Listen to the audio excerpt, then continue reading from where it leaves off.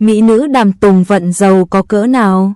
Nhiều năm hoạt động nghệ thuật, Đàm Tùng Vận sở hữu khối tài sản không phải dạng vừa. Hứa Khải, Đàm Tùng Vận gây chú ý khi cùng tham gia dự án phim Em đẹp hơn ánh sao. Hiệu ứng của bộ phim khiến cho công chúng càng quan tâm hơn tới cuộc sống đời tư, tài sản của Đàm Tùng Vận. Đàm Tùng Vận sinh năm 1990, tốt nghiệp Học viện Điện ảnh Bắc Kinh, gia nhập làng giải trí từ năm 2005. Năm 2019, Đàm Tùng Vận được tạp chí Forbes Trung Quốc đưa vào danh sách 30 nhân vật dưới 30 tuổi có sức ảnh hưởng tại nước này. Được biết, sau khi tốt nghiệp đại học, Đàm Tùng Vận không ký hợp đồng với bất kỳ công ty nào, cô hoạt động theo cách riêng của mình. Cô nhận được sự quan tâm của công chúng với vai diễn khách mời trong Chân Hoàn Truyện. Sau đó với vai nữ chính trong bộ phim Điều tuyệt nhất của chúng ta, đã chính thức đưa cô vào hàng ngũ tiểu hoa nổi bật của làng giải trí. Khi có danh tiếng, Đàm Tùng Vận thành lập công ty riêng mang tên Hạnh Vận Văn Hóa. Công ty của cô tham gia đầu tư phim thu được nguồn lợi lớn. Nguồn thu nhập của Đàm Tùng Vận đến từ cát xê đóng phim và kinh doanh. Vì thế, nhiều năm hoạt động showbiz, Đàm Tùng Vận sở hữu tài sản giá trị như căn hộ hạng sang tại Bắc Kinh. Được biết, căn hộ có giá trị hơn 10 triệu nhân dân tệ, khoảng 35 tỷ đồng. Ngoài ra, nữ diễn viên còn sở hữu chiếc xế hộp 10 tỷ đồng. Đàm Tùng Vận được xếp vào một trong số 15 nữ diễn viên trẻ có thu nhập cao nhất ở Hoa ngữ. Tham gia bộ phim mới nhất, Em đẹp hơn ánh sao, truyền thông Trung Quốc đưa tin, Đàm Tùng Vận nhận cát xê khoảng 11 triệu tệ, khoảng 38 tỷ đồng.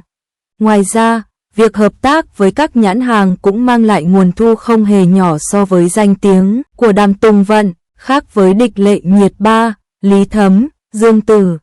Đàm Tùng Vận không có lợi thế về ngoại hình, cô sở hữu thân hình nhỏ bé, nhan sắc vừa đủ.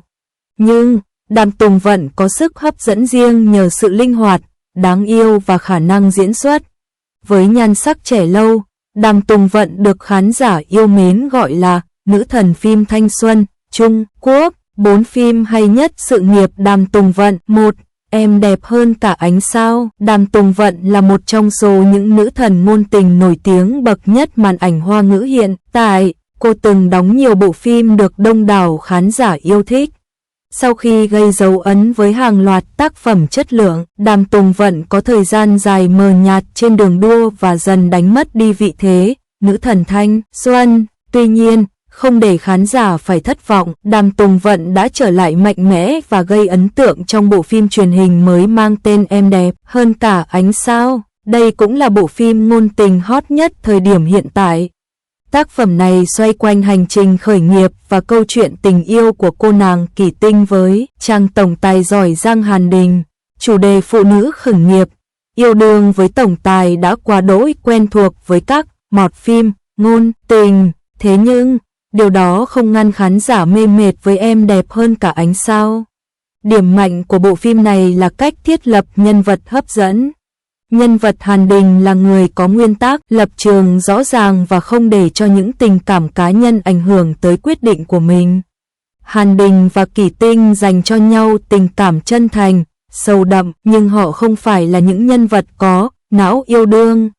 Vốn dĩ trước khi phim lên sóng, khán giả lo lắng Đàm Tùng Vận sẽ phải gánh phim khi mà diễn xuất của Hứa Khải không được đánh giá quá cao. Tuy vậy, ở dự án này Hứa Khải cho thấy nhiều sự tiến bộ, kết hợp ăn ý với đàn chị để mang tới những thước phim ngọt ngào cho người xem.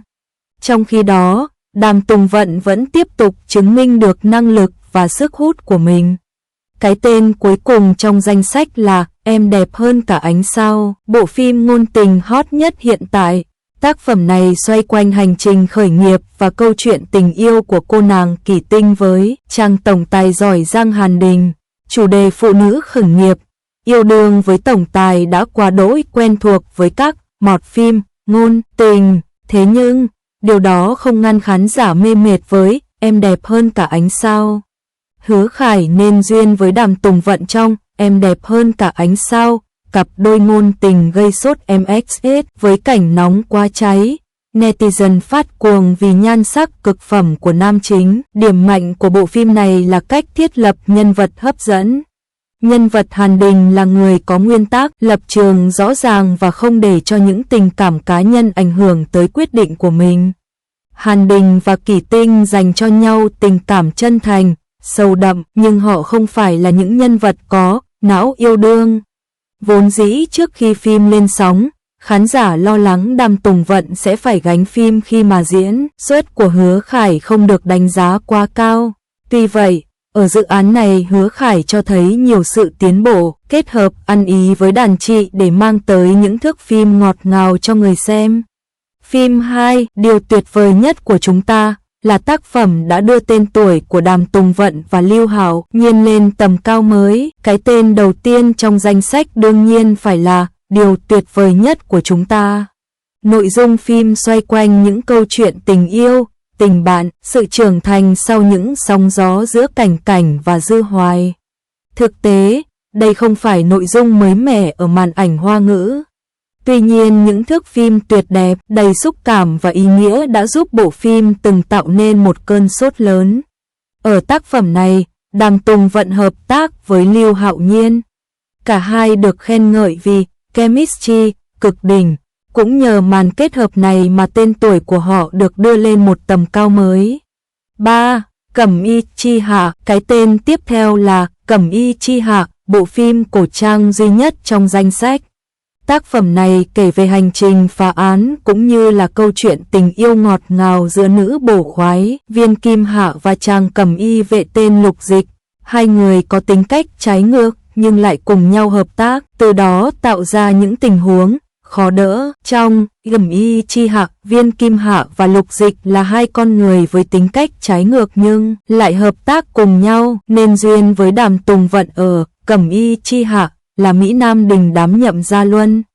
Cả hai đã có màn hợp tác ăn ý, được khán giả khen ngợi rất nhiều. Thực tế, Cẩm Y Chi Hạ chỉ là một dự án với kinh phí sản xuất thấp. Tuy nhiên, kịch bản hấp dẫn cùng diễn xuất của cặp đôi chính giúp phim nhận nhiều lời khen. Cẩm Y Chi Hạ có kinh phí sản xuất không cao nhưng lại được khán giả khen ngợi. 4. Quy Lộ. Nhắc đến những bộ phim hay nhất của Đàm Tùng Vận dĩ nhiên không thể thiếu Quy Lộ. Ở tác phẩm này, Đàm Tùng Vận nên duyên cùng nam thần Tỉnh Bách Nhiên.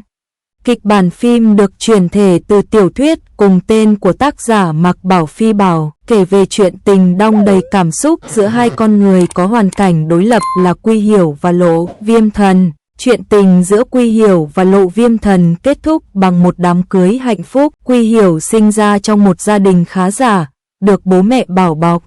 Cô có tính cách hoạt bát, lương thiện. Ở chiều ngược lại, Lộ Viêm Thần lại là chàng trai với trái tim tổn thương vì tuổi thơ sóng gió. Hai người họ có những rung động ngọt ngào ở tuổi học trò nhưng lại phải chia xa. 10 năm sau, định mệnh đưa Quy Hiểu và Lộ Viêm Thần gặp lại nhau một lần nữa. Thế rồi, những tình cảm họ chôn sâu trong trái tim một lần nữa trỗi dậy. Bộ phim Quy Lộ có mô típ không mới, thế nhưng chemistry tuyệt vời giữa cặp đôi chính cùng việc kịch bản bám sát nguyên tắc đã biến tác phẩm này thành một bản tình ca tuyệt vời. Cho những ai chưa biết, Quy Lộ chính là quán quân rating CVB Đài Hồ Nam trong năm 2023. Nụ hôn ngọt ngào của Đàm Tùng Vận và Tỉnh Bách Nhiên trong Quy Lộ